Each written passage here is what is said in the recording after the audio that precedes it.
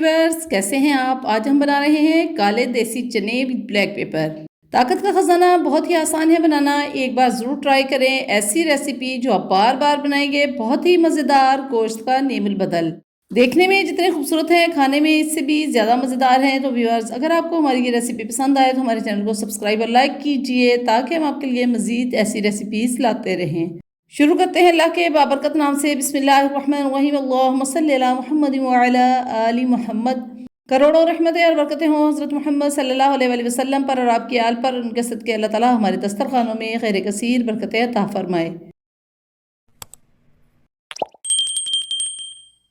ये हमने लिए हैं 2 मीडियम साइज़ प्याज, 2 मीडियम साइज़ टमाटर। प्याज रिंग्स में काट लें और टमाटर इस तरह 2-2 पीस कर लें और 1 गिलास पानी डालकर कवर करके पकने के लिए छोड़ दें। जब प्याज और टमाटर पक जाएं तो टमाटर के ऊपर से इस तरह छिलका उतार दें और प्याज और टमाटर को ठंडा होने पर ब्लेंडर मशीन में डालें और साथ ही 4 से 5 हरी मिर्च, 2 इंच का टुकड़ा अदरक का काट कर डालें और तमाम चीज़ों को ग्राइंड कर लें।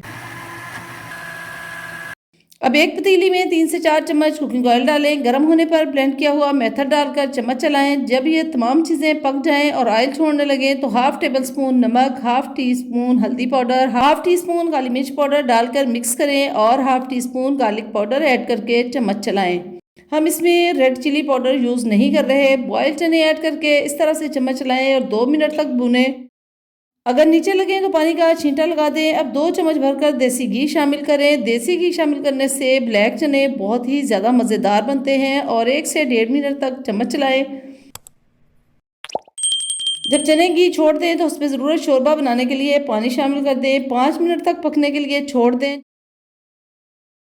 जब शोरबा पक जाए तो हरा धनिया काट कर शामिल करके मिक्स करें और हाफ टी स्पून ज़ीरा पाउडर, हाफ टी स्पून धनिया पाउडर डालकर मिक्स करें।